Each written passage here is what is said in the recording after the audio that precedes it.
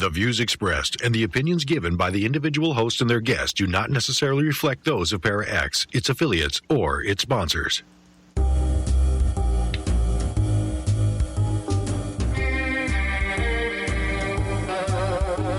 Step outside of your comfort zone.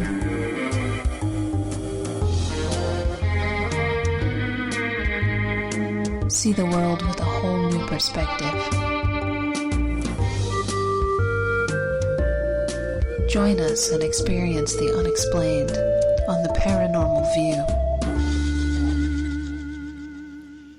And welcome everybody right here to the Paranormal View on the Para-X Radio Network. I want to thank everyone for being with us tonight.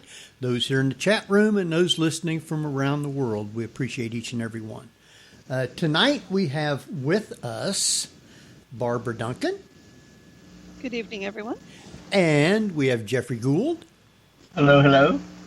And we got a great guest lined up for tonight. And if you do have questions, you can private chat them to either myself, H. Foister, or Ceiling Cat, and we will get those answered right away. So with that, because we've got a lot to actually talk about tonight, I want Jeff to go ahead and introduce our guest.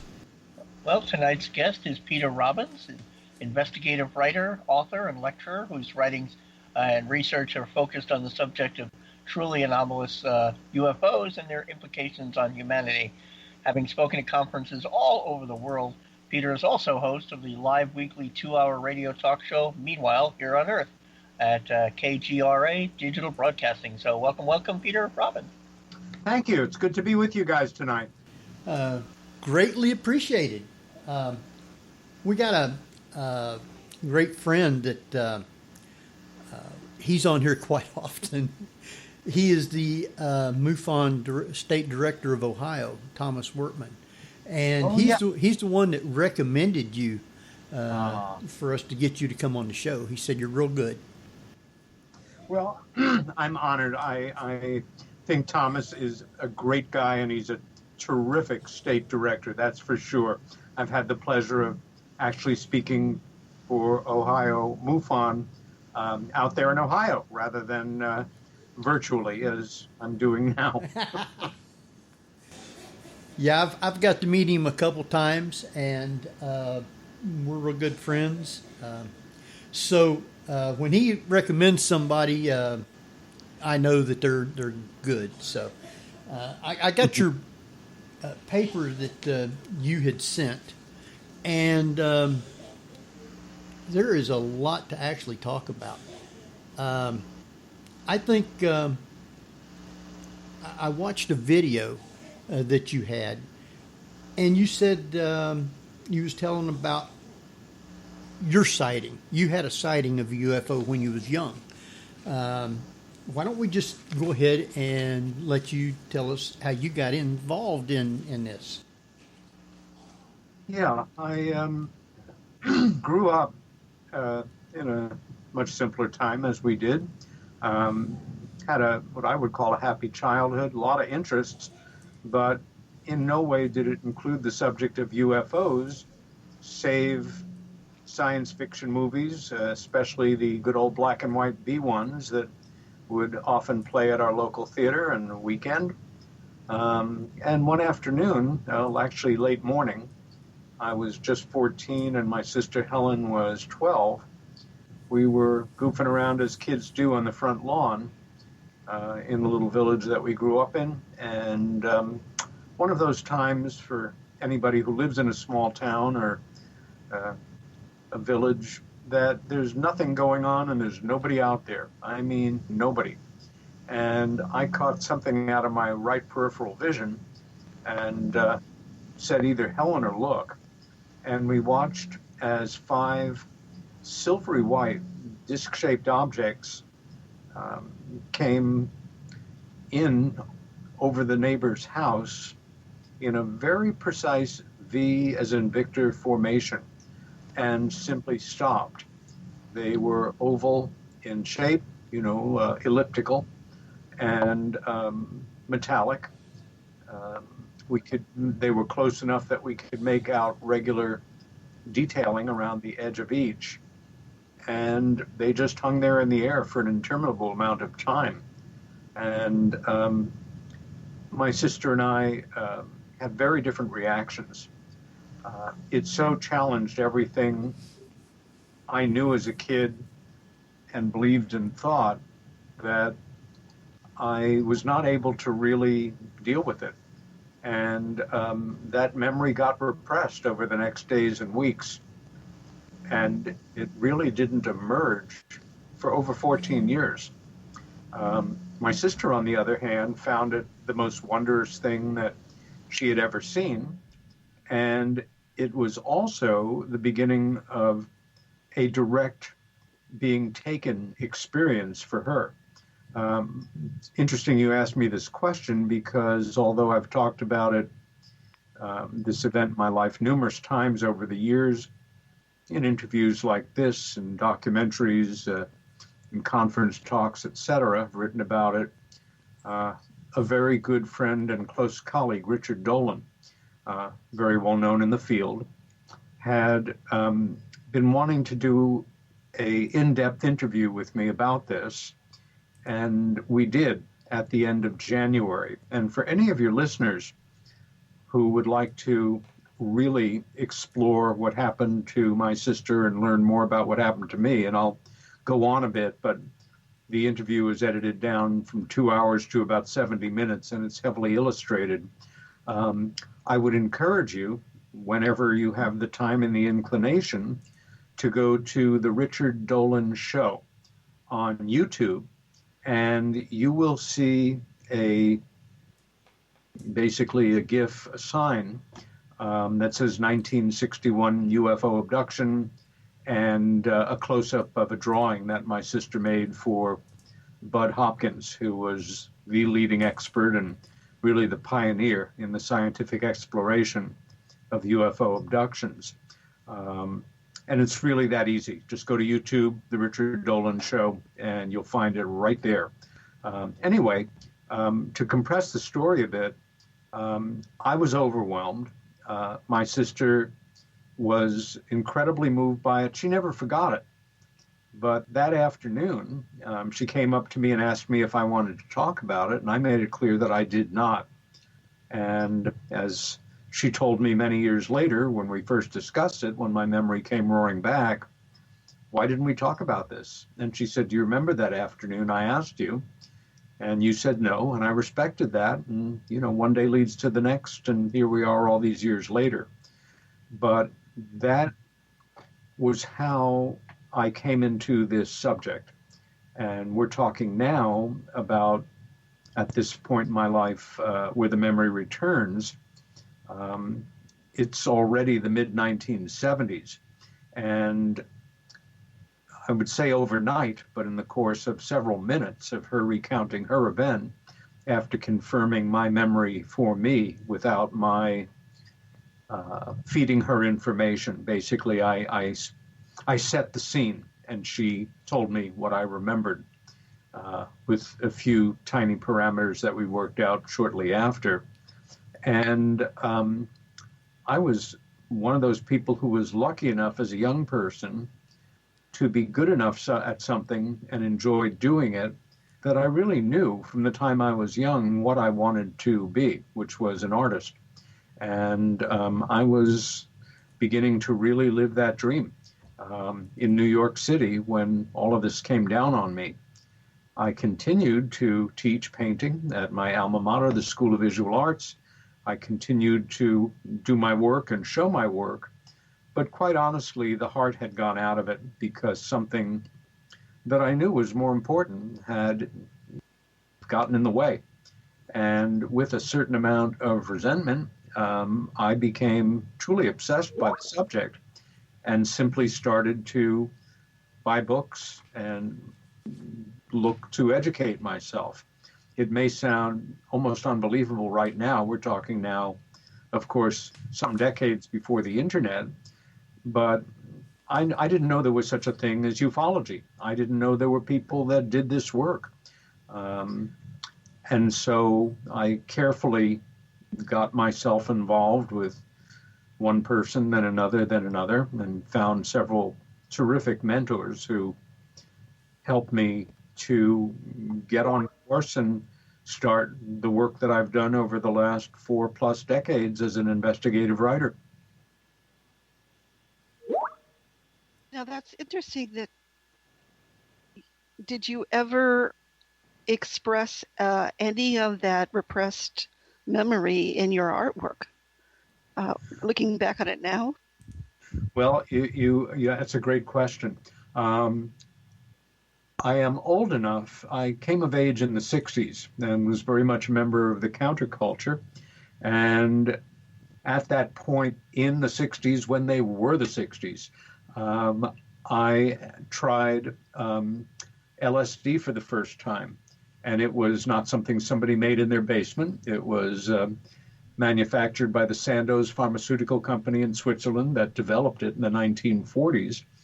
And everything was done just right with a number of caring friends. And during that experience, in a distorted way, some of that memory did break through. And being an art student, I had all my art supplies laid out and was doing all kinds of drawings and watercolors and that kind of thing, and did a number of watercolors, kind of in a child's storybook way about this event. And then they went into a portfolio and I forgot about them. And some years later, I came upon them and my reaction was I was absolutely horrified. And what I told myself was, this is terrible art. This is so poorly done. If I get hit by a truck tomorrow, I do not want people to see this. And I destroyed it. And then the memory simply receded for X number of years, until 1975, when, for a number of reasons that I now understand quite well, it came roaring back in great detail. Wow. So the drawings were basically done from your point of view as a child then? Well, yes and no. They were done in a childlike way, but very much while I was under the influence of psychedelics. So they were informed by that as well. And once, again, that memory had returned, my artwork was transformed overnight. My obsession transferred itself from my active mind and how could I have forgotten that? And, what does it represent? And are these real? And what's it all about? To obsessively drawing and painting them for a period of time before I started to go back into non-UFO related artwork. But I remember just kind of poignantly laughing at that amazing scene in Close Encounters of the Third Kind when the film came out, some years after I became involved in the field, that unforgettable scene of Richard Dreyfuss at the dinner table with his wife and kids near tears as he's, building the Devil's Tower out of mashed potatoes and saying, this must mean something. I couldn't stop. I was truly obsessed. It does bring out that, and that era is fascinating because it was the days of LSD, mescaline as part of therapy, and isolation tanks, which were highly used in, I think it's Harvard. And there was a lot of repressed memories coming out from people. And it's interesting that I find it far more genuine than some of the experiences being told today when we have so much social media going on there. Good point. Social media is such a wild card, and I do joke with people sometimes that if I do have other repressed memories, I don't remember them. That's me. I don't feel that I've ever been abducted. I don't feel anything that has happened to me. So, not that I want something to happen, but I guess when people have stuff like that and it starts coming out, you start wondering, what else am I actually trying to suppress or not thinking about? Well, that's a great observation, and you can bet. Once my sister told me about her experience, and you have to understand that this was years before the term gray was part of the language. She described the beings that took her, basically, and that she remembered on board this craft, not using that terminology. And although I was completely unaware of this phenomena, and there was the Betty and Barney Hill case, which happened in the early 60s but became public knowledge in 65. There was a book out on them, but it was, even in the world of UFO studies, it was in a fairly unexplored area of inquiry. And at the same time, my sister Helen, who passed almost 20 years ago now, we were extremely close siblings, great friends, both artists, both working together and having often, the same friends and the like. But we watched out for each other's backs, and my intuition was she certainly wouldn't lie to me about this, and it was accompanying what I thought was the wildest thing I had ever encountered in my life, just citing these things. At the same time, I did wonder if this could happen to her. Could it happen to me? And I don't remember it. Among my other things that I'm proud of in my work over the decades in this field was, for probably about half of the time of the 35-year-long friendship with Bud Hopkins, I worked as his assistant. And Bud, over that time, over his professional lifetime, explored the experiences of over 800 individuals. And I was by his side working at least several hundred of those cases over the years. Nothing at all came up for me. I, at my own request, underwent hypnotic regression with him, with another one of my early mentors, Pete Mazzola, who was a tough, no-nonsense New York City police detective and a crack UFO investigator who, in the later 1970s, the New York City Police Department sponsored his training in hypnotic regression for criminal investigation, but he also applied it to working with UFO witnesses, contactees, and abductees. I underwent hypnotic regression with both of them and another hypnotist, 3 separate occasions, to explore if there was anything else that would rattle loose for me. And the way I see it now, no. We also know there's a pattern where if 2 people are together and only one of them is a person of interest to these other intelligences, that group of them that we're talking about here that do this, the other one, it could be a husband, wife, sibling, boyfriend, girlfriend, what have you, is rendered unconscious, or just, put down, knocked out, put to sleep, whatever, while the other one is taken. And that seems to have been the case with Helen and I at that time.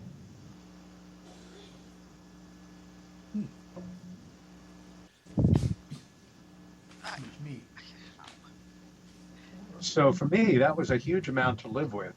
Now, I've interfaced with so many hundreds of people over the years to whom that experience would be a cupcake. It's nothing compared to what they've been through. And yet at the same time, again, for me, it was the biggest deal I've ever had happen to me in my life.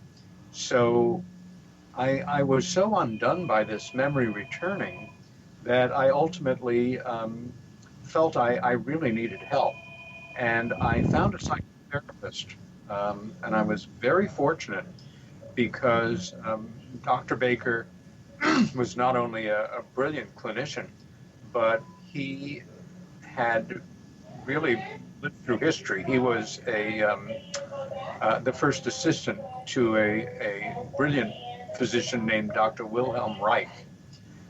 For the last 11 years of Reich's life, Reich became very interested in UFO studies toward the end of his life, and Baker had two distinct sightings on his own, one on his own, the other with Dr. Reich. And I knew that he wouldn't make fun of me or think I was crazy or anything, but he helped to normalize my attitude about this phenomena and to understand that my sister and I were perfectly sane as far as this goes, but the world's attitude toward the subject was highly neurotic, to put it mildly. Well, you also are bringing up an interesting part of the abduction experience, and that is the remorse or the guilt feelings of those around people who are abducted. And I find that also just as fascinating. It's a UFO experience in itself. That's very well observed. Especially over the years that I worked with Bud, I was pledged to confidence, and their confidence is that I will go to my grave with.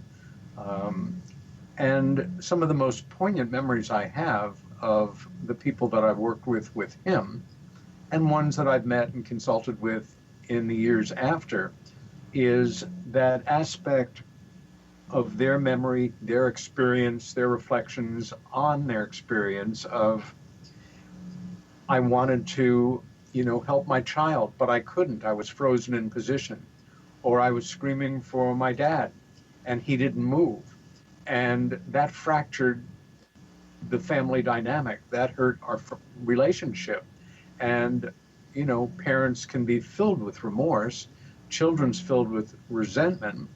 Over the years, again, with Bud, we work with several people who I will categorize as the children of famous people. They're names that you would probably know in the world of entertainment, whether it's performance or behind the scenes or what have you. And it's nobody's business who they are. But their relationships with their parents, based on these experiences that we're talking about, degenerated tremendously as a result of the parent not being able to deal with or acknowledge their being so freaked out and having to acknowledge that this had happened, and their complete inability to protect their child. It's a rough dynamic. It's not the rule, but where we see it, it can be particularly poignant and life-changing. I could see that being, well, especially back in the day when psychiatry really wasn't that prevalent. Certainly what happened to Betty and Barney Hill, I don't know how much therapy they received afterwards, and what that did to their relationship. It seemed to me in their instance, because they were both abductees, it made the relationship. Barbara, you dropped off. To them. But, well, I'll jump in. I thought that was me dropping off when suddenly. No, he's back. Yeah. Oh, okay. Yeah, but your question fell off, Barbara. It did. Yeah. Oh. Yeah. About Betty and Barney Hill, that them both being abductees had actually made a relationship stronger to a lot of degree. That is correct, Barbara. I knew Betty a little, but her niece, Betty and Barney's niece, Kathleen Marden, who, maybe not surprisingly, has gone on to become one of the world's ranking authorities on the subject of abduction, and who has written a number of books with co-authors on the related subjects. They did not have therapy per se. However, they did go through hypnotic regression and relived their memories under the very careful and watchful professional eye of Dr. Simon, I'm forgetting his first name, but he is a very distinguished psychiatrist who developed regression as a way of assisting traumatized World War II combat veterans. And everything was recorded, and these recordings are available. The emotional impact on Barney, and ultimately physical impact, he died much too young, was tremendous. If you listen to these tapes, there's no artifice here. It is two people reliving an experience that they had completely separately and completely isolated from each other in reliving them. Also, the hypnotic suggestion was that when they came out of the hypnotic session, they did not have a conscious memory of what they had said and recorded. That was not revealed to them till sometime after the fact. Of course, everything meshed up perfectly, but I don't think either one of them had therapy per se. But you're right. They had a strong marriage. It continued to be a strong marriage. They were there for each other as much as they could be. But again, the impact on poor Barney was tremendous. And this at a time when, John Q. Public probably felt, they're doing this for attention, or, they're mentally ill, or who knows what. That ridicule factor has been a great asset to those that want to keep this subject under wraps, although that ridicule factor is really loosened up considerably over the past few years. Well, yeah, and we consider now that there's a man for some of the military, the Pentagon, to start releasing more of the UFO information, that people are a little bit more open to discussing any sort of paranormal or UFO activity or abductions that they might have experienced. That's my observation. 10 years ago, even 5 years ago, most adults who did have an interest in the subject would either keep it to themselves or within a small group of people that they knew and trusted. But it's fair to say that, and I can say this in informal demographic, having interfaced with so many of them over the years on a fairly regular basis, every year now, more and more people care less and less what other people think about what they think about this subject. And that's a very healthy trend, and it just continues to expand. And I think that because so much of this and the new things that are going on with us going into space and everything, and now that the government has even released some footage of UFOs that the Navy had even had on their radar, how much more do you think is going to be coming out? I think it's inevitable that more and more will come out at this point. The fact is, as just mentioned, this past August, something truly historic happened. There have been various pronouncements over the decades, but this one really hit a new level of the Pentagon saying, we are now officially interested. We've all known they've been interested no matter what they've said otherwise since the get-go in 1947. But now they are online, so to say. And that means other establishment figures in the world of science and psychology and physics, etc., are safer to come forward and say, I have an interest in this as well, and know that they're not going to be automatically regarded as kooks. I think for decades we were seeing a very, very successful effort to wire up simply an interest in truly anomalous UFOs, with somebody being delusional, a faker, a con person, a mystic, somebody wants to be famous, somebody wants to make money, when it's also counterintuitive. But it worked. And it started in 1947. It's something I researched extensively, which was an absolutely nonstop barrage of media coverage all through the summer of 1947, when this phenomena kicked in modern times, putting it down in every way possible, suggesting in every single possible manner that no matter what was reported, it could be explained in conventional terms, and that anybody who felt otherwise was, living in a fantasy world. And Americans bought it, and by extension, the Western world bought it, and so on. What seems to have happened several years ago is that the rug got pulled out in a way from under the secret keepers. It had been unraveling for years, what we call disclosure. It's a generic word, but when used in context, it's about UFO disclosure and, in a public manner. It's certainly not here now, but every day it's added to a bit more. I think part of that is the very easy access to all sorts of information on the internet now, but that's very double-edged.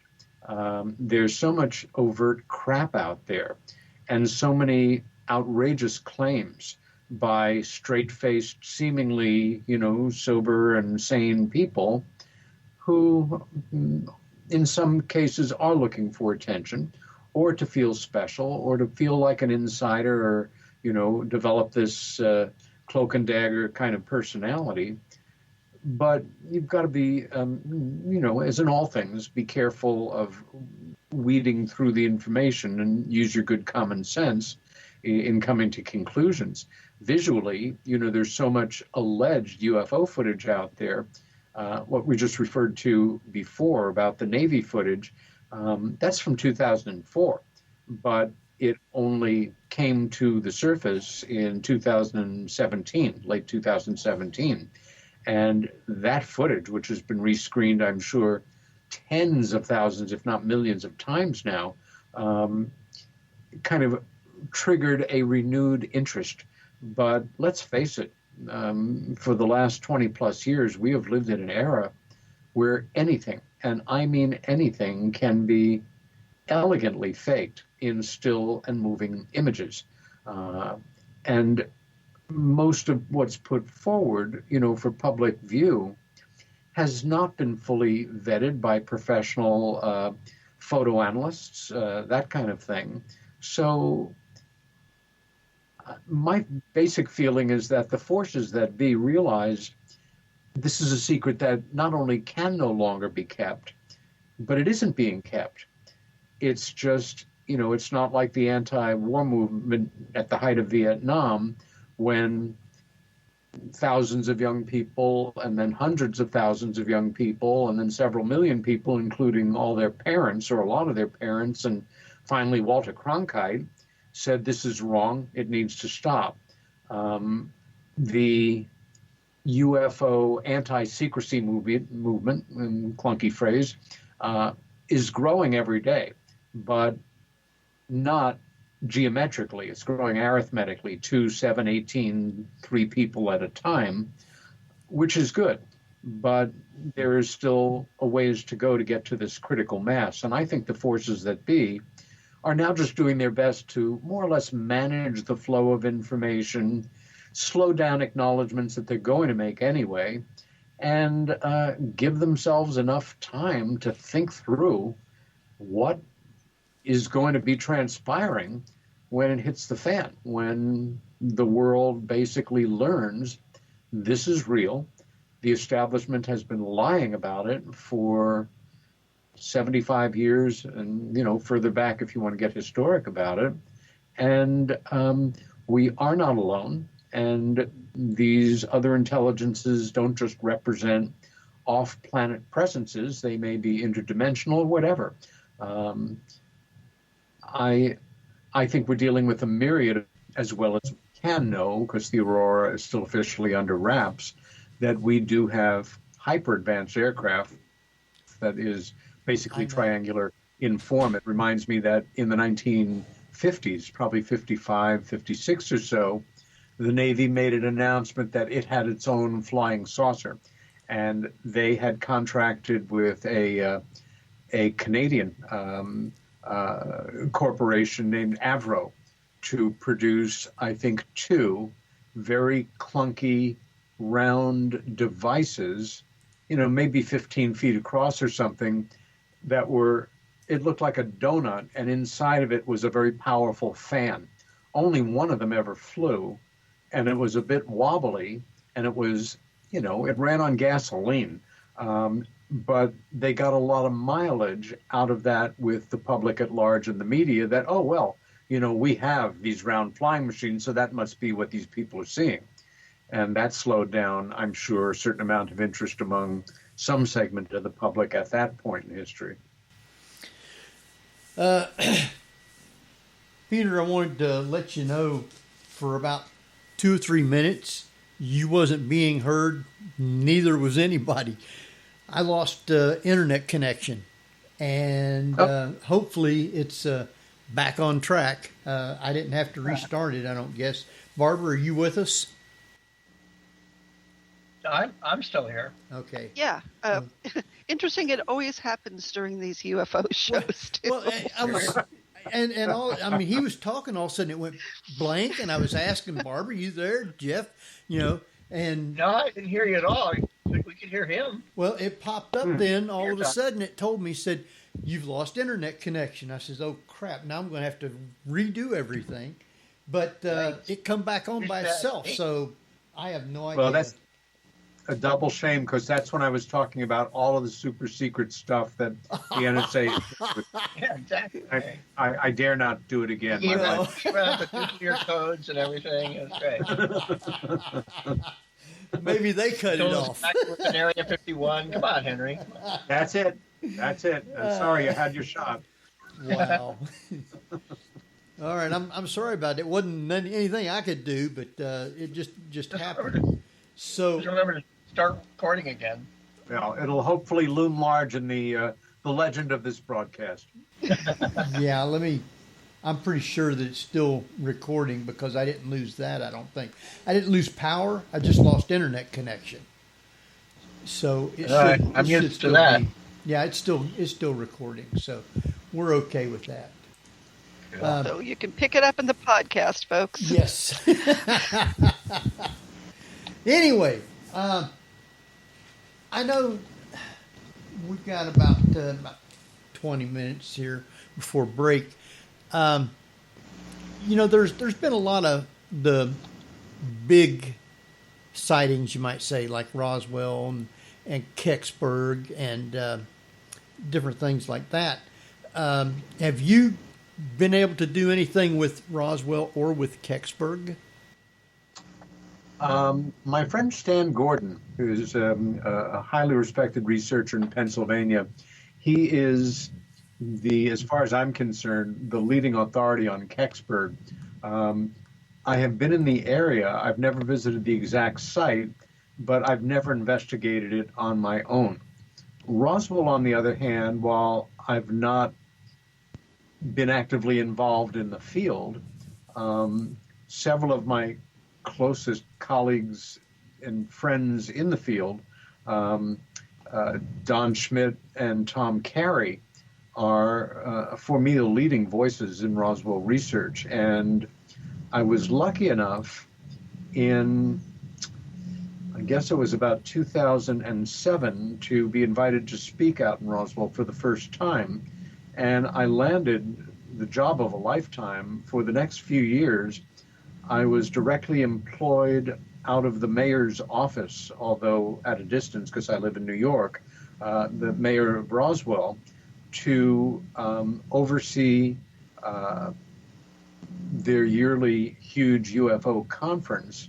But more interesting to me was to be the city's liaison with Governor Richardson on any matters related to UFOs.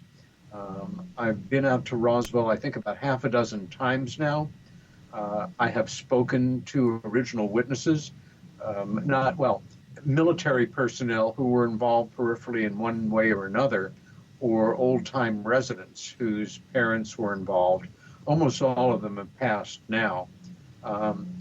I take it extremely seriously. And for anybody with a advanced curiosity, especially if you're in the Southwest, I highly encourage you to visit Roswell.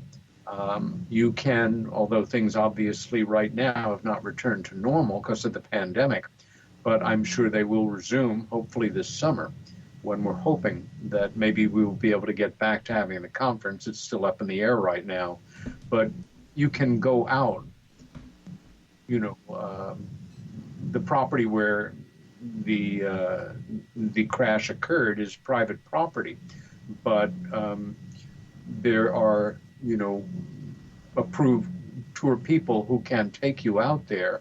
Also, right in town there on Main Street is the International UFO Museum and Research Center. It's a modest regional museum in that it's an old, probably Egyptian style, originally movie theater that has just been kind of gutted and dedicated with wonderful exhibits to Roswell and the greater subject of UFO studies. But their archive, their research area, and their library are mind-blowing for anybody serious about the work. It is the largest publicly accessible library of UFO-related books and information in the United States, bar none. There are several very impressive private libraries, but I mean, it's all Dewey Decimal System and set up and ready to go. And for legitimate researchers, the amount of materials in their archives donated by, in many cases, first and second generation lifelong UFO researchers, investigators, authors, people who were involved with the events in question, is second to none. But I take Roswell extremely seriously. Now, we know that the government has opened up more and more. Do you think that they will come out and say, yes, we did get stuff from Roswell? No, I don't, unless the hand is forced in one way or another. And I'll tell you why. One of the most nuts and bolts reasons is the responsibility, no matter who or what groups or what agencies and offices within the greater American government were involved in a decision like this, it would be the president who would be the one on the spot making the announcement. And Harry Truman was president, of course, when it all went down. Truman probably knew as much or more than any other president that followed, and that makes sense. Eisenhower, I think, would be the second most knowledgeable. But the people that control this information are not elected. They're appointed, or in some cases, I think they inherit their positions. And they are a very closed group. Also, every president, I would expect, to one degree or another, either in the most minimal way or in depth, has in their early briefings probably learned something about the reality of the situation. And my educated guess is that they have been encouraged to do nothing about it and hope to God it doesn't blow up in their administration. But let's look at it this way. We have had liberals, conservatives, Democrats, Republicans, 12 presidents or so? I forget what number Truman was, since Harry Truman. And ex-presidents are a very close club, all things considered. And for the last president, this president, the next president to come forward and say, the equivalent of my fellow Americans, it's my solemn duty to tell you that Your government has not been telling you the truth since 1947. We are not alone in the universe. There was a crash of a machine from undetermined origin, under intelligent control in the plains of San Augustine outside of Roswell, New Mexico in the summer of 47. And we know a fair amount about this subject, and I'm now open for questions. That would mean that just by a simple statement like that, a existing president would be acknowledging that every single president, since and including Harry Truman, was an unindicted co-conspirator in the greatest cover-up in world history.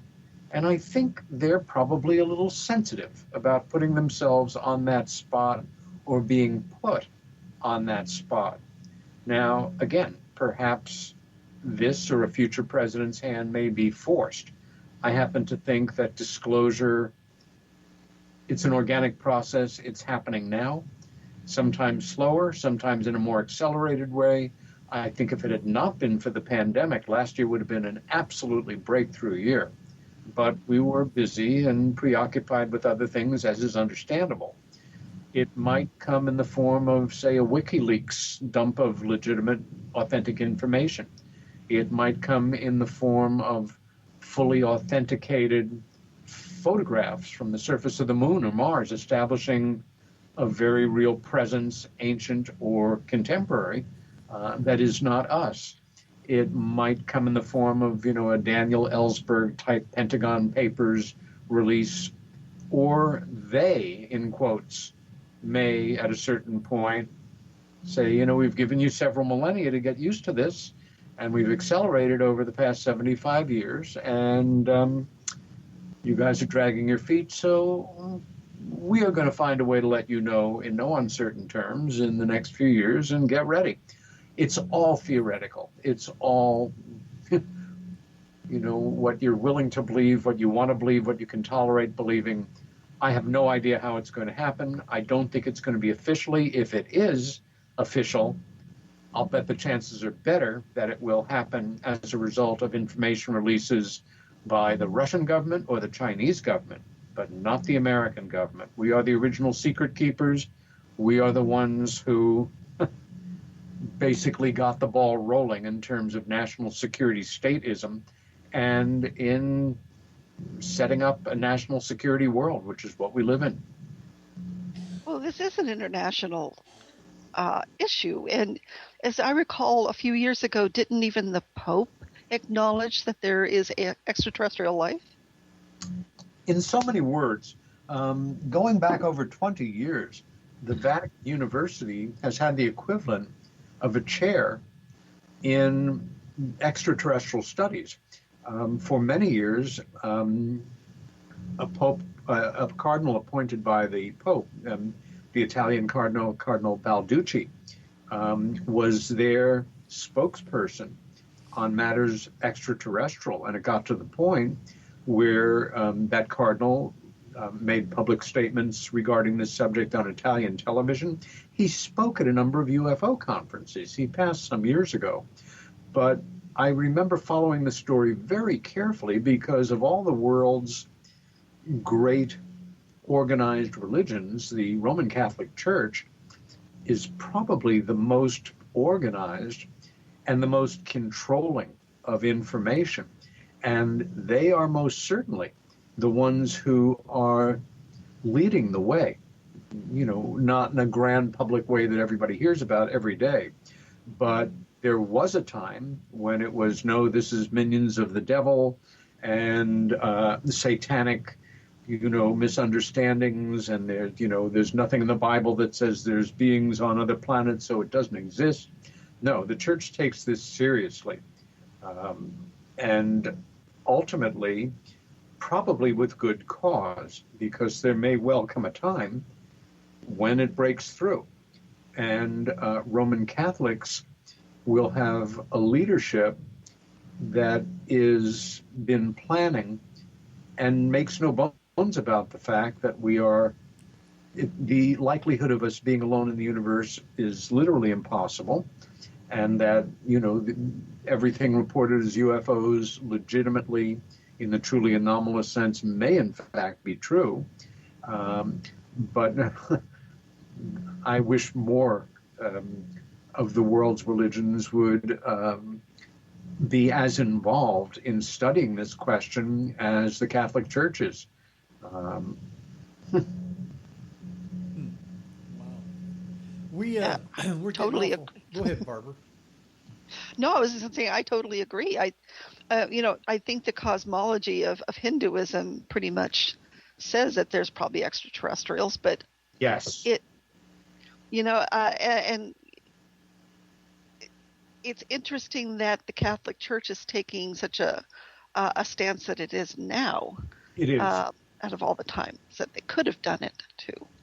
Well, it occurred to me, and I'm keeping an eye on the time here. We're at 8:52 my time. It occurred to me that probably when this abduction phenomena really kicked in earnest, and I think it's, although it may have been going on irregularly since time immemorial, it's a relatively modern phenomenon, and it is a worldwide phenomenon. We know that. I'm in touch with researchers all over the world on this subject. That if, let's say, you are, living your life in Central America or some quiet corner of the world, and you happen to be Catholic, and you have this kind of experience, and of course, you don't know what's happened. It may freak you out. It may challenge your thinking on many things. For a lot of people, the one person that they feel they may be able to confide in without being judged crazy or ostracized by their family or society may be their local or their parish priest. And I don't think that's an outrageous thought at all. In fact, it occurs to me that there may well be a tradition going back decades of, the same way that a psychotherapist may have their own therapist and share information about a patient that they're working with, that a parish priest may go to a local bishop, and that bishop passes this information further up the line. And who knows, one of the reasons the Vatican may have become seriously interested in this subject over the years is more and more reports of this kind being confided to prelates around the world, and putting the pieces together in their own way and realizing that there does seem to be something going on here that's not demonic and not mystical, but, scientific and keeps going. The reports are literally all the same in terms of the dynamics reported, and we should know about this because these are our parishioners, and, we don't want to be unprepared if this thing breaks through. That's purely my thought. Hey, I got a question from the chat room. You might be able to answer before break time. Patsy wanted to know, do you recall any other abductions other than the one in 61? And was any information received during your abduction as to why he and his sister were abducted? Okay, number one, I was not abducted. My sister was. We had a UFO sighting together, and out of that, attached to that event, she was taken. So I would be speaking for her. She's no longer with us. But she did explore in hypnotic regression and with discussion, I think, 2 other childhood similar experiences, but not in a lot of depth as I recall.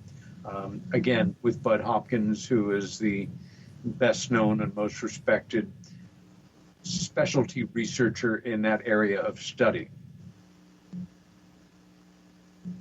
I'm not sure if I fully answered the person's question. No, it seems just fine. Okay. All right. Barbara, you got anything? Well, I was just going to mention the fact that it seems to me that There's a television show called The X-Files, and they almost got it right with the idea that there is a group of non-elected individuals that may have been in contact with extraterrestrials and made some sort of deal. Anything's possible. I don't think they have to make deals. Personally, I also think we're dealing with a myriad of them. Also, Chris Carter, who created the X-Files, it was a marvelous show. It ran for 10 years. The first 7 years especially were brilliant. Their writers did their homework, and a lot of the knowledge was very well researched. A lot of it was just wonderful, invented fiction. But I think the most important thing that came down from the show is the words on that iconic poster, "I want to believe."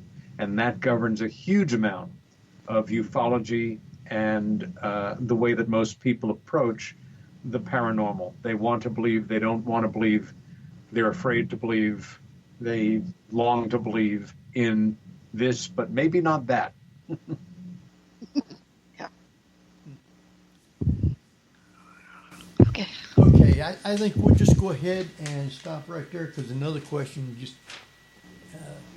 question that I have won't be answered in a couple of minutes. So I think we'll go ahead and take us a quick break, and we'll come back in about 5-6 minutes. So Jeff, you want to take us out? Yes, you're listening to the Paranormal View on para-x.com with your hosts Henry Foister, Ceiling Cat Barbara Duncan, and myself, Jeffrey Gould, with tonight's guest, Peter Robbins. So stay tuned for more of the Paranormal View after the break. Whether you're listening at home, at work, or anywhere, thanks for making Para-X part of your day. Your source for everything paranormal, Para-X. And welcome back, everybody, right here to the Paranormal View on the Para-X Radio Network. I want to thank everyone for being with us tonight.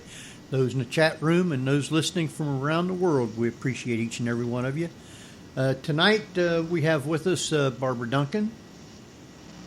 Good evening, everyone. And Jeffrey Gould. Hello, hello. And speaking of listeners from around the world, Barbara, where do we have listeners at? United States, Canada, England, Spain, Belgium, Norway. And Unknown is back in the chat. All right. Well, welcome, everybody. I hope you're enjoying the show, except for when we got kicked off for a little bit. But everything's working now, seems to be. And we want to welcome back our great guest, Peter Robbins. So glad to be back. All right. I know we was talking about some things before we went to break. I had another question from the chat room, and they wanted to know. It wasn't a question; it was a statement. She said she thinks the aliens will make themselves known before world governments are ready to reveal. That is a great question, and I have no idea what the answer is.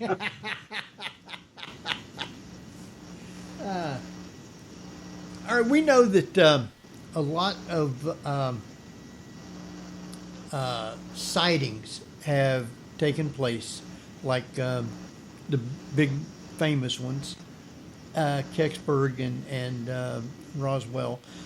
But there has been tons of sightings. Now, a lot of people come out and say, "I've seen a spaceship or this or that," but they don't have, you might say, proof. Now, I know that there was 2 incidents. I think one was somewhere in Africa where school kids, the alien ship come down where school kids were. Yes. Other than the story, did they have any other evidence? Did anybody get photos or just what people says? Zimbabwe Africa incident, and it's a very famous one, very highly regarded. Many of the school children there observed the landing, the disembarkation, a number of faculty people. the thing that makes the case so fascinating and important is that the firsthand accounts of witness after witness after witness were so detailed, and all of the details interlocked with the details of other students. Perhaps as important, if not more so, most of these students who are now adults have been re-interviewed, and absolutely none of them have backed down. They're all in different parts of Africa or the world living their lives. I can tell you that a colleague of mine, Randall Nickerson, has been working on a documentary about this, has returned a number of times, has interviewed a lot of the principals. The late Dr. John Mack, a professor emeritus of psychiatry and a leading abduction researcher as well, who tragically was killed by a drunken driver in 2004, spent time there, also felt that not only were these accounts authentic, but that all of the witnesses were very mentally sound. But Randall has been working on a extended feature-length documentary, which I am hopeful will be released later this year and answer a number of questions about this extremely important case. But no, we don't have a carburetor from a UFO. I don't recall that it was photographed. All the witness drawings, interestingly, match up as well, though, all done independently. And sometimes witness testimony can be very weak and not what we're looking for. Other times, also as in Roswell, witness testimony can be incredibly important and very compelling. I mentioned before two of the leading and most highly regarded Roswell experts, authorities. Tom Carey and Don Schmidt have written a number of books, including Witness to Roswell and Children of Roswell, which are nothing but extended interviews with direct witnesses. Again, sadly, most of them now passed or in their 80s or 90s, 90s, and the children of people who were witnesses or were directly involved in the events in question, who learned things from their parents, etc. That kind of witness testimony I hold in very high regard. Exactly how much evidence is there that is tangible? Like, for example, I think that there was, obviously Betty Hill's dress, the possible item from the Roswell crash. I don't know how much credence you give to abductees' implants, but how much exactly tangible evidence are we talking about in a lot of these UFO cases? Does it make a difference? It does make a difference. I have been privy to handled implants. I have seen the analysis, scientific analysis of implants, also of tests and physiological changes that have occurred in organic material that has come in contact with UFO activity. Also, X-rays, CAT scans of implants in people's bodies in places where they couldn't possibly have found their way on their own, and never with any kind of visible scar of how it occurred.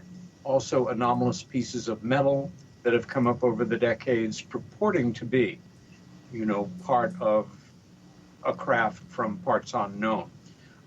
Some of those are specious. Some of the results of that are inconclusive, and some of them are incredibly fascinating, and we just can't determine.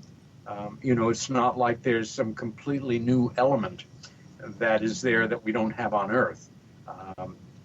There are cases where materials were so highly refined at a time before we were able to do that here in the area of metallurgy that are also, and again, that would be based on when they were found, that also add to the picture. But there's, we don't have the public, doesn't have some, crashed artifact that we can go to and see in a museum. Well, hopefully in the future. But those may very well exist, in highly secured facilities. The implants as well. I mean, how many of those are out there? And has anyone ever been able to determine what the actual use of them are? Not just a tracking device, obviously. Well, not the late Dr. Roger Lear. Roger was a podiatric surgeon who became very interested in implants. He passed, I guess, about 10 years ago. But he made it his business based on whether or not an abductee was willing to submit to have it removed, to remove them. And I had hands-on experience with some of them, and Roger did some fascinating analysis. The first question from a purely scientific biological realm is, if you get a splinter, your body sends out a signal, and white blood cells head for that area. You can see the redness. You can see an infection growing if it's not taken out or properly or cleaned or what have you. So how is it that these things can be put in a human body and the body doesn't recognize that they're there? I remember one study that Roger did based on some of these things, and they're usually round and about the size of BBs or resembling a grain of rice, with one exception that comes to mind, nothing approaching moving parts, that it was coated with like a stealth kind of coating that the body simply didn't recognize. And again, he removed them, but there were no scars where it had, been placed in the body.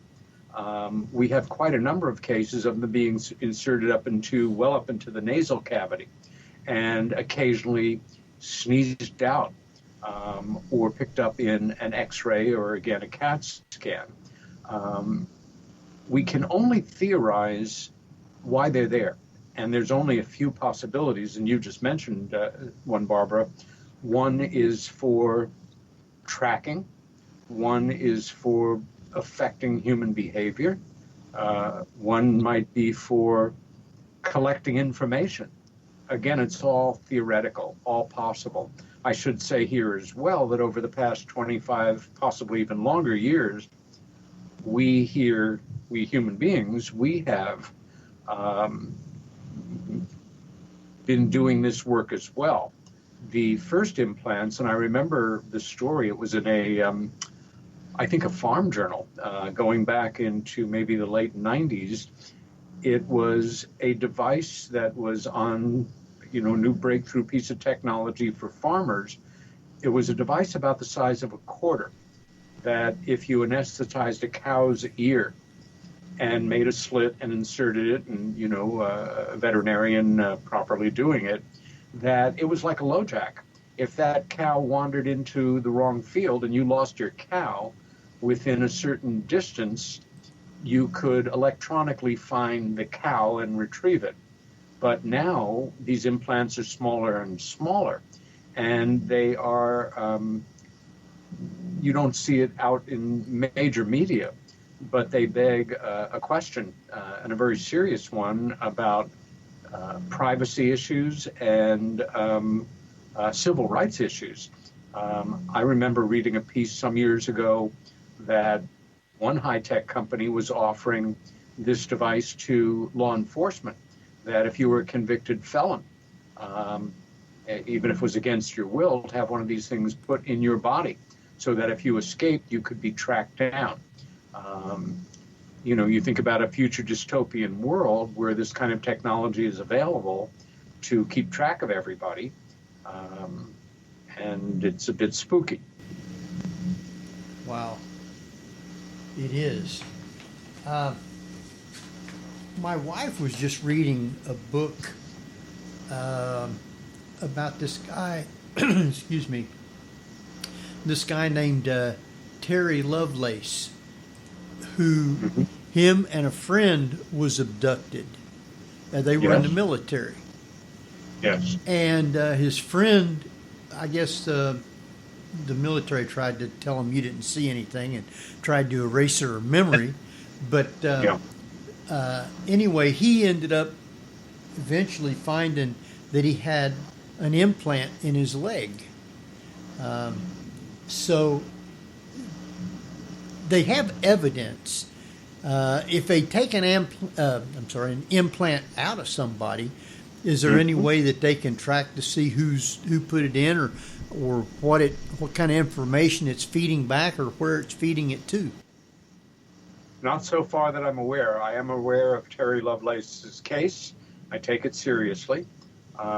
Again, especially in the years that I worked with Bud Hopkins, I was privy to first, in some cases, seeing the X-ray or the CAT scan provided by the individual that Bud was working with at the time, and in some cases, the most noteworthy figure doing the work was Dr. Lear, as previously mentioned, it being removed and going through a scientific analysis, but nothing that revealed what it did or how it did it, or what its intentions or purposes were. Again, we can only make educated, deductive guesses at that as far as I'm concerned.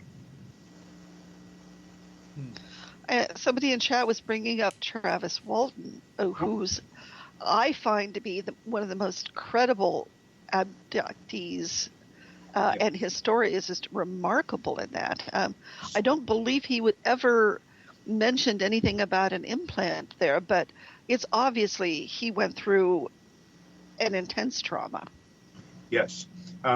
Travis, who was taken in November 1975 in one of the most famous cases in the world, in great part because it was made into a Hollywood movie about, 25 years ago or so, Fire in the Sky. Terrible movie. Yeah, well, some of it was accurate, some of it was not accurate. Well, they got names right. That's about it. No, they got more than that right, but they also took a number of liberties. I met Travis. That is very diplomatic. Well, I'm telling you that I know that a fair amount of it was correct, but some of it I know was not correct because I first met Travis in the early 90s. I read his book when it came out in 79. Had a lot of respect for him. Became acquaintances, then friendly acquaintances, then friends, and then good friends. He is a good friend. I have visited him in Arizona. He has visited my house here in upstate New York. I helped him create his conferences in Arizona. We've lectured together all around the country. And I am also very proud of the fact that I was an associate producer of a feature-length documentary, in part created to correct the nonsensical parts of the film. It's available for streaming or as a DVD. It's called Travis, The True Story of Travis Walton, and I highly recommend it to you. It's very good. Yeah, it's one of the best UFO documentaries out there because it really does the science. And the people who contribute to it are everybody from FBI profilers to psychologists to media people to human behaviorists, naturalists, and I think it's one of the most gilt-edged, strongest cases that we have. And Travis, over the decades, has become an extremely articulate spokesperson for the reality and the seriousness of this phenomena. I have also visited the exact site where it happened, deep in the Sitgraves National Forest, which the part of it that he and his logging crew were working in is in Arizona, but it's massive. It must be 500,000 acres covering parts of 3 states. And it really is a wilderness area. And I went back there with Travis and a number of people, and he was kind enough to basically relive the events of that unforgettable night with us, something I'll never forget. Wow. Now, Yeah, I can't imagine having to relive that experience, but well, he's been very generous about that, and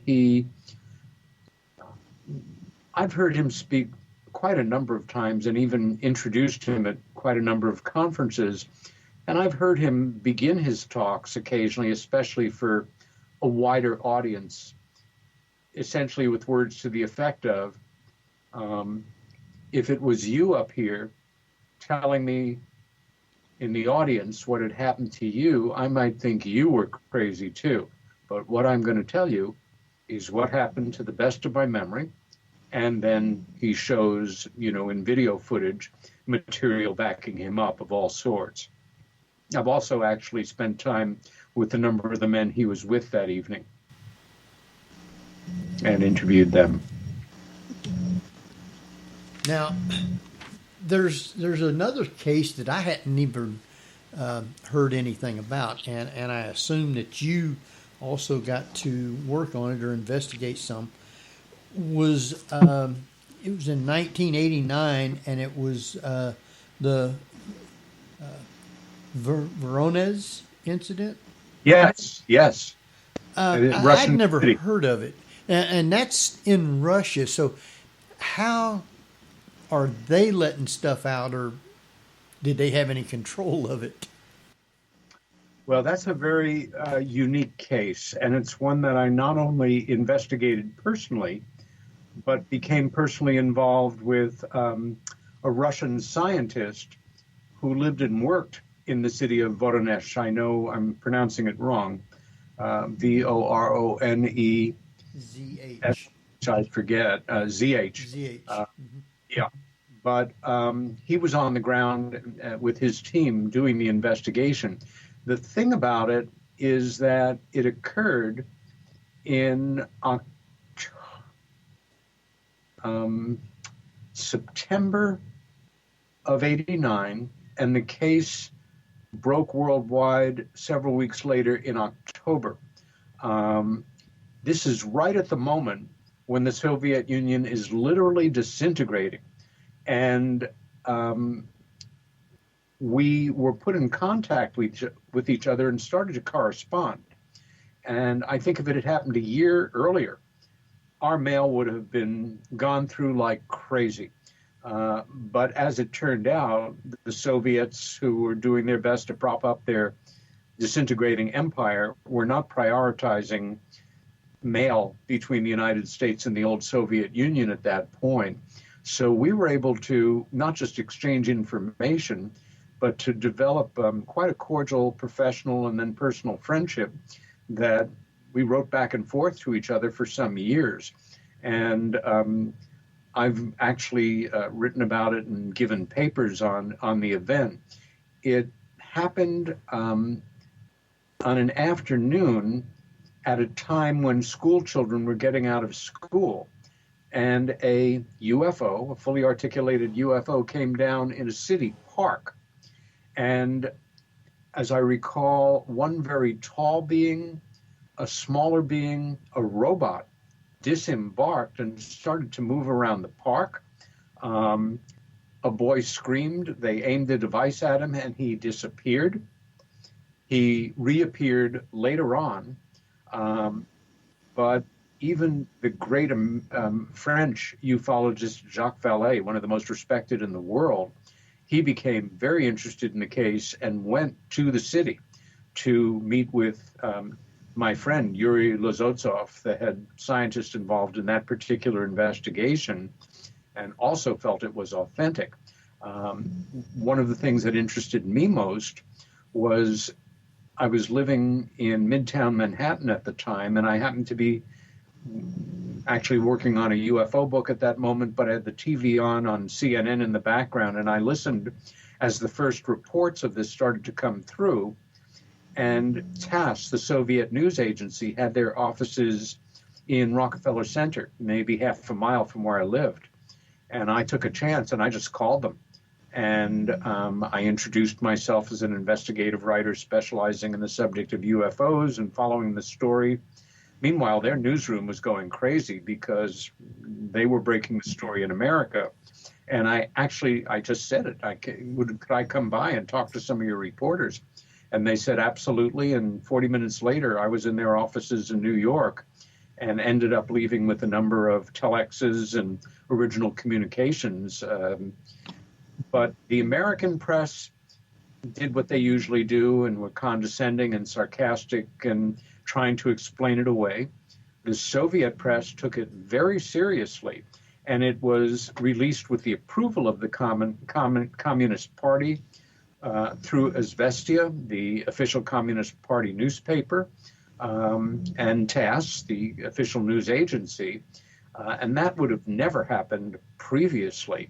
So they took it very seriously. And not surprisingly, the analysis that Lozotsev and his team did show very definite physiological changes in the soil and in the tree that was a central artifact in the landing site compared to the soil around it.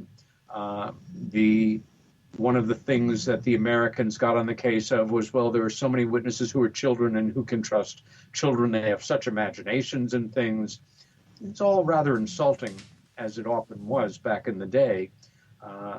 But that's a very important case that even a lot of American UFO researchers are not really aware of. Yeah, is there other countries also that has reported, I guess, either abductions or contact with a UFO and aliens? I think the question is there a country that hasn't? Oh. Yes, it's absolutely an international phenomenon, no question about it.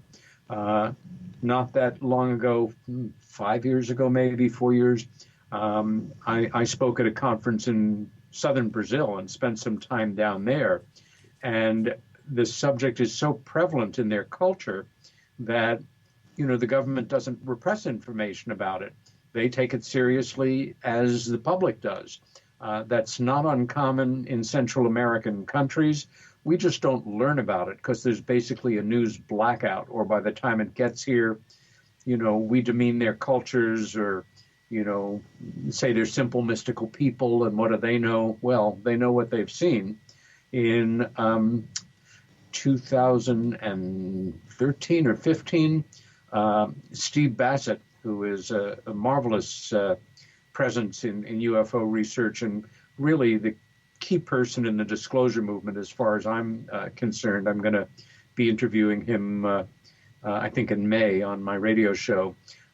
Steve was able to create an event at the National Press Club whereby he had actually invited seated American senators to professionally sit in at a congressional hearing at the press club lasting 5 days with witnesses from, I think, it was a dozen countries at least.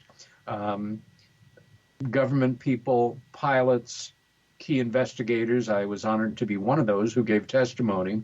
But one of the most memorable presentations was by two pilots, and I'm damned if I remember whether it was Peruvian or the Colombian Air Force, but, they were highly respected jet fighter pilots.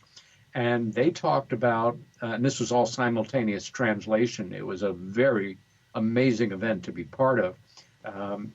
They talked about the fact that they had been scrambled to chase UFOs on more than one occasion, and talk about the openness of their society, that their senior officer had assigned them more than once on days that they had free to appear at local high schools and talk to the students about the reality of UFOs, and not just in the abstract, but from their point of view as military pilots who had been scrambled and chased these damn things.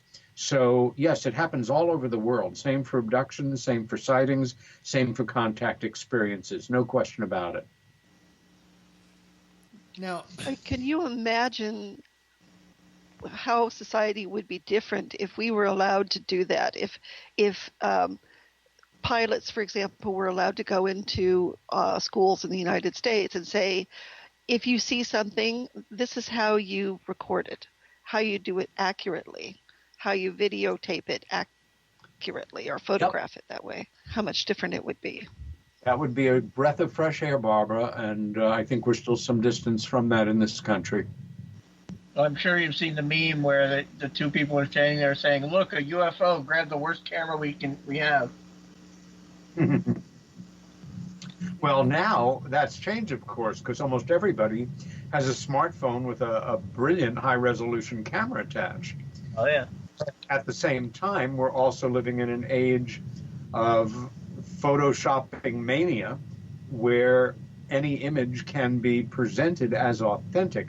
If you're online, for example, and you're looking at UFO-related information and you see what appears to be a great still or brief film footage of a UFO, the things to look for are not the image itself as much as is an actual name attached to it, a real person that can be verified as alive.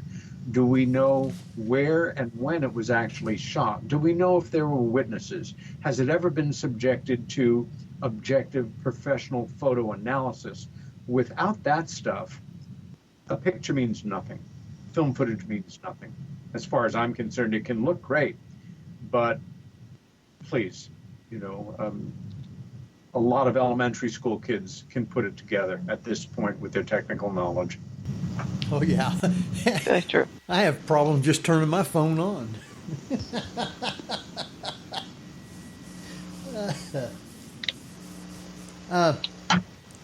Is there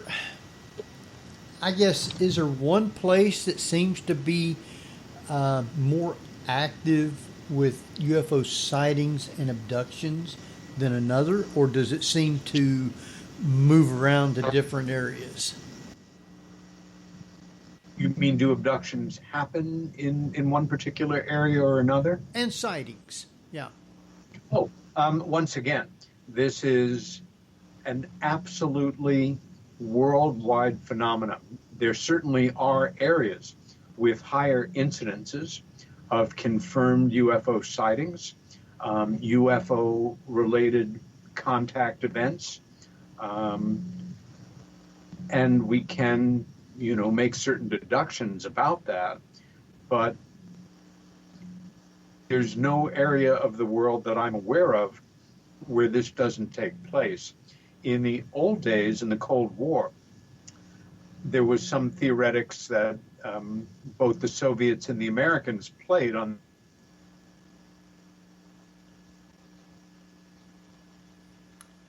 Did I lose somebody again?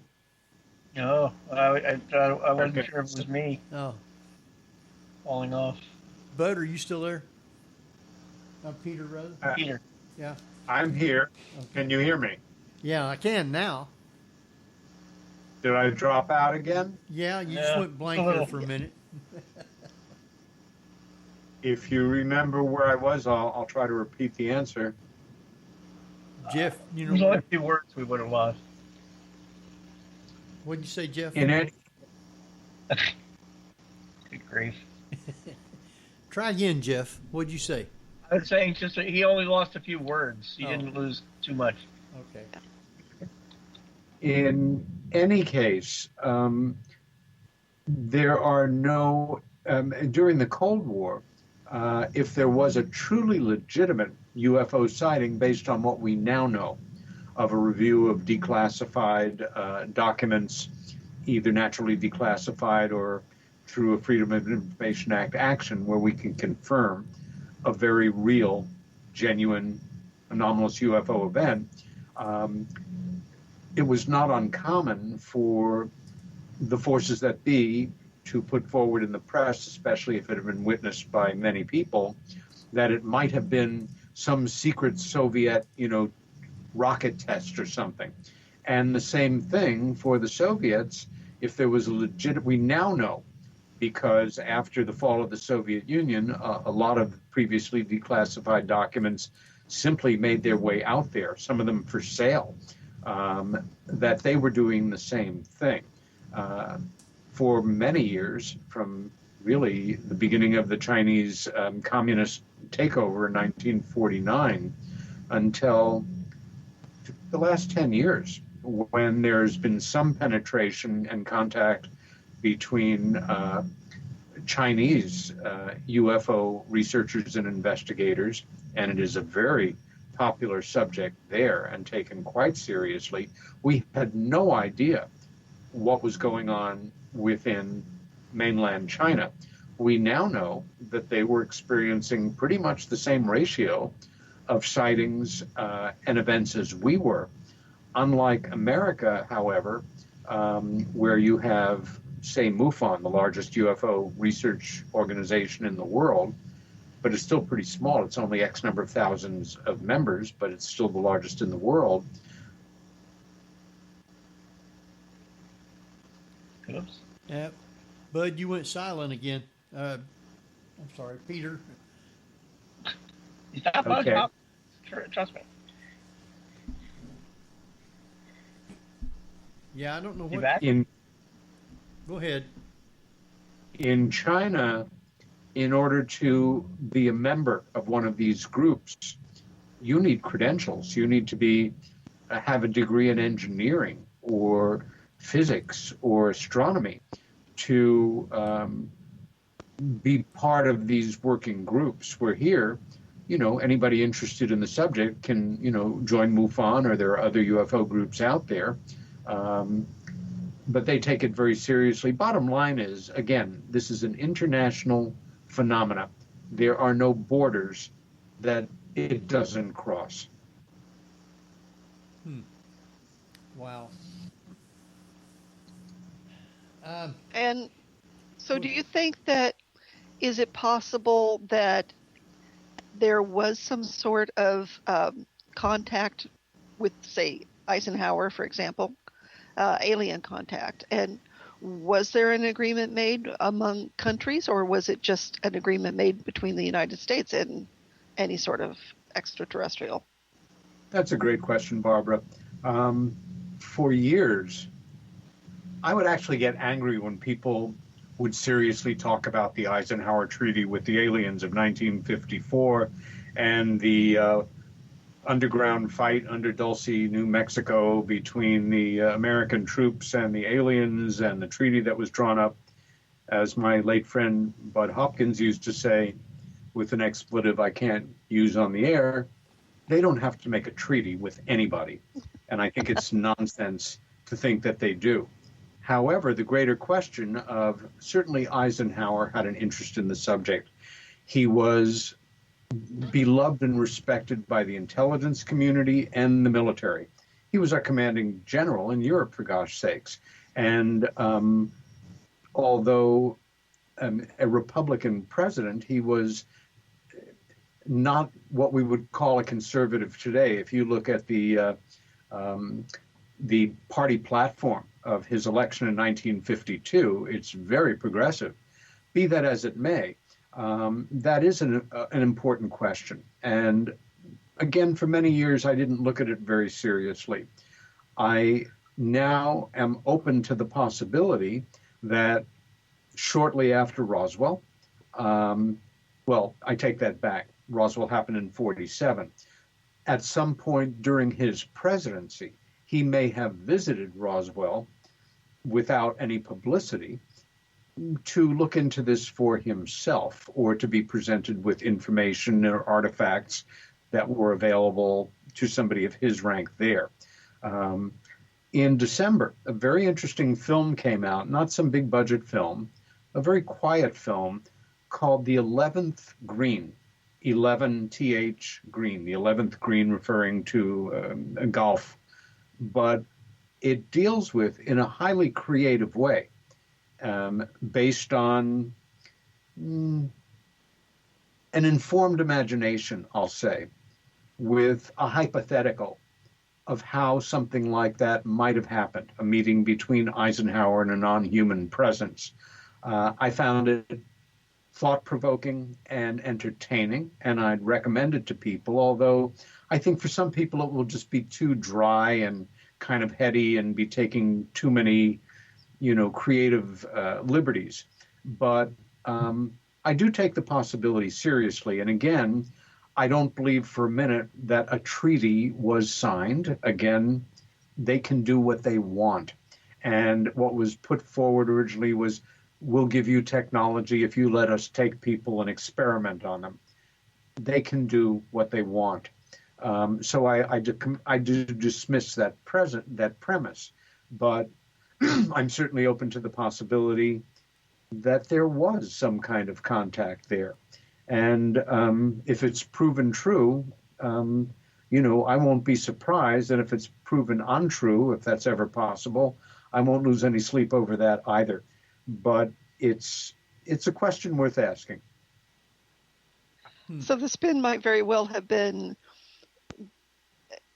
unofficially a treaty, but the truth of the matter was they didn't want to tell anybody in the world that, hey, aliens can come anytime they want to and abduct anybody they want to, and there's not a darn thing that we can do about it. Yeah, again, I don't think the word treaty even enters into it. Let's just look at the facts of this thing, the phenomena hits in no uncertain terms in 47. And within the next 20 years or so, there are these beginning reports of abduction, so to say. And who was running the country and the world at that time? In so many words, a bunch of powerful dead white guys who were probably pretty taken with their own power at a time when America, in some respects, was what we wish it was today. With all the problems we have now, with all the ones we had then, we had made a difference in terms of defeating fascism in the world. We had taken the enlightened step that I don't think any government had ever considered before then, to the degree that we did with the Marshall Plan, where we helped our two biggest enemies rebuild their societies and create democratic constitutions. And you remind me of the last war that the Japanese or the Germans started. They have grown into, respected members of the world community. And all of a sudden, information comes to Truman and the people closest to him that it looks like, H.G. Wells was right. And all those, space fantasies, we're not alone. They're here. We can't even wrap our heads around the basics of their technology. We don't know who they are. We don't know what they want. We don't know whether they mean us well or mean us not well. And at the highest levels, I would imagine the push was just lie and say it's something else. Whatever else it is, it's not this. But in the meantime, behind the scenes, we're going to study this every possible way we can. We're going to draw up maps. We're going to have committees. We're going to keep the circle as tight as possible. And we're going to start to live in this schizophrenic world where this is the most real thing. This is the highest secret of the American government. The national security state was not built around nuclear secrets. It was built around covering up what we knew about this phenomenon. And it has all evolved from there. I think it's one of the reasons why we're such a mess on a certain level. We're all about lying and about this one secret at the center of all the other secrets. If you visualize a pearl, you know that it begins with a grain of sand that irritates the pearl, so, the clam that it lives in. And it simply starts, the oyster that it lives in, and it starts to build this calcification around it that decreases the irritation that human beings find beautiful. And the more calcification around it, the more valuable it is to people when it's extracted and, put on a necklace or a string with other pearls. But the reality is, inside each pearl is this irritant. And I think that's a good way to see how post-war history has grown over the decades. Now, I know that there's talk of the different types of aliens. Yeah. I've also heard that there are aliens that kind of look like us, that they can walk around amongst the people, and they're really aliens. Now, how much do you know about that? More than I want to know, in that when I first entered this field on my own, with no knowledge and no colleagues, all I felt I knew was that there were these beings that took my sister. And later on, I learned that they took other people, returned them. But it didn't occur to me for a while that they were one of many types of beings, races, other intelligences, whatever you want to call them, from out there, from in here, from the next dimension over, what have you.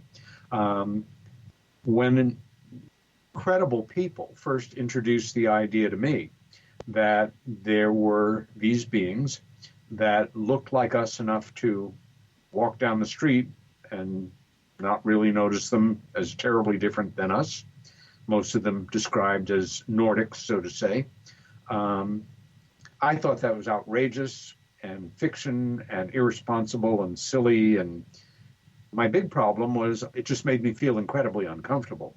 But after I started to study the Travis Walton case, where there were archetypical grays, but also very human presences, in the same experience, I took it a bit more seriously. And then as I started to hear more and more accounts from more and more people that Bud was working with, that I got to know, there's also this phenomena of what we call hybrids. That is part of the abduction experience, where the sperm or ovum is taken and where beings, theoretically, I think it's actual, are created that are part us and part them. Some of whom look enough not like us that they are not out and about. Others who do look enough like us that they are out and about and very likely part of our world. What they are aiming toward doing, what it's all about, why they're here, again, we can only be theoretical about. But I do take it seriously. And in my years with Bud, most of the reports that we got, because people were coming to him overwhelmingly because they had had the kind of experiences that he had published about and was more and more knowledgeable about and putting together a database, involved these archetypical grays, 4 foot, 3 foot, 3.5 foot, large cranial structures, large black sweeping eyes, a hint of a mouth, a hint of possibly a nose, no ears, very emaciated bodies, and occasionally a very tall version of that. But I'd say, 20% of the reports that Bud got over the years varied wildly, and some of them completely unique to certain cases, like in Voronezh, in Russia. Descriptions of beings that we had never seen before. Now, let's also bear in mind, and we're only scratching the surface here, and I know we're coming into the end of the show, that there is no question in my mind and the minds of a lot of my colleagues that a number of these intelligences at least can affect our thinking, that they can put a thought in our mind or they can erase a thought from our mind. If we're looking at another being that, potentially if we were completely in our own senses, we would be freaking out about. And they implant in our mind the image of a 4-foot white owl, which is pretty strange because they don't exist, but that's easier to deal with. And there's another factor at play here too, which is the physiology of human shock. We may simply, in our mind's inability to take in, accept what is happening in front of us, we will project an image that we can tolerate. And that will become our safety zone, and we'll remember that rather than what's really there. Again, this is all open to discussion, but I do take seriously humanoid, non-human presences, so to say, as well as the ones that are more archetypically exotic.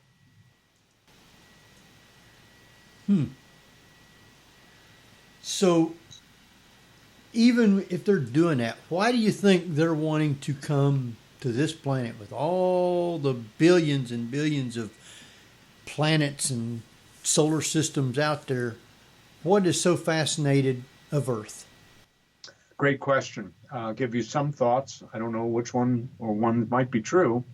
Maybe they're like us, and once they develop to a certain point, they want to get out there and colonize. Look at the history of humanity and what we'll call first world countries, that once they had established themselves and sailing ships and rudimentary weaponry and technology and ways to preserve, salt foods and things, what were we doing?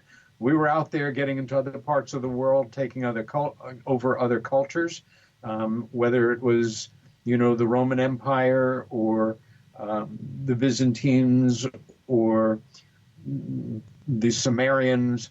It's part of our nature, seemingly, to get out there and try to take over other parts of our environment. Perhaps they have a pre-existing relationship with this planet that goes back to the dawn of time. Perhaps, I have a lot of problems with the idea of time travel. Popular theory is they're us a million years in the future. Maybe, maybe not. But if that appeals to you, that's a possibility. Maybe they are partially responsible for us becoming who we are, in that, 100,000 years ago or 40,000 years ago, they were visiting and did a little DNA splicing here and there to move Neanderthal quickly through Cro-Magnon and into more modern humans. We do DNA splicing all the time. We're constantly futzing around with other species, or now we're on the cusp of huge revolutions in terms of designer, human beings, that kind of thing. Maybe, again, if they do have a pre-existing relationship with this planet, and although even conservative scientists and astronomers now, if begrudgingly, theorize that there may be tens of millions of Earth-sized planets about the same distance as we are from our sun, that they are from a similar sized star, which means we have the basic building blocks for primordial life to begin, in terms of, if you're a scientist and totally secular, that, that all the components for that first one-celled animal are there, and it's all uphill from there. Or if you're a person of faith, that, God's miracle of creation can occur there as well. But maybe where somebody's graduate experiment gone horribly long, to kind of compress a thought, and that we're doing a terrible job of taking care of this planet. We are the problem now. We are overbred. We are creating climate change, at least in part. We are toxifying this planet at a phenomenal rate. We're weaponizing, and maybe they're not happy with that. Maybe this wonderful little blue-green speck flying through the cosmos is a bit rarer than we imagine. Maybe it's a way station halfway between here and there that's important to them. There may be ones, and I think there are, who want us to evolve, who are right there, helping us in small ways, or want to. And there are other ones that would rather maybe that we just kill ourselves off so that things can start again and the planet can sort of clean itself out and have a chance to repopulate. Let the animals take over and, kill all of the sources that are creating carbon. Again, this is all theoretical. We're only limited by our imagination in this. Bottom line, we're not alone. There are other intelligences of different sorts coming and going from planet Earth, whose intentions we can only make our guesses about, but it's all real. Make no mistake about that. Wow. All right, our time has just slipped right on by, Peter, and I want to thank you for taking the time to be with us tonight. Very interesting. People was listening very intently. I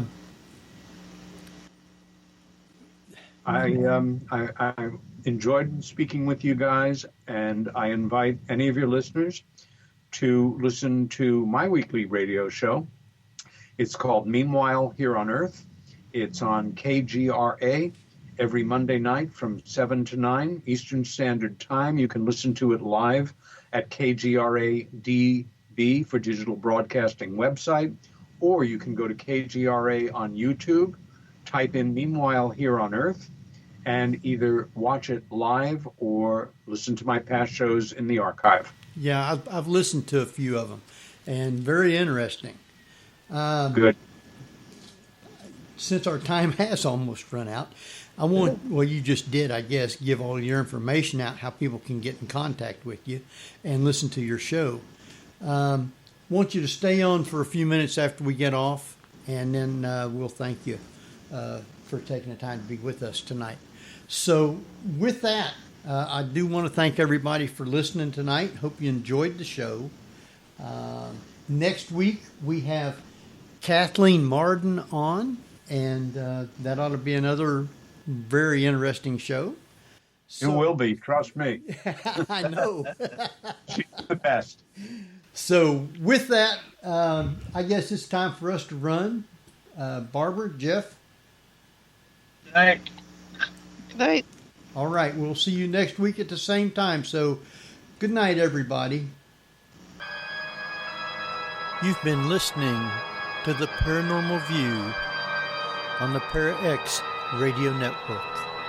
Join us again next week at the same time for more of the Paranormal View.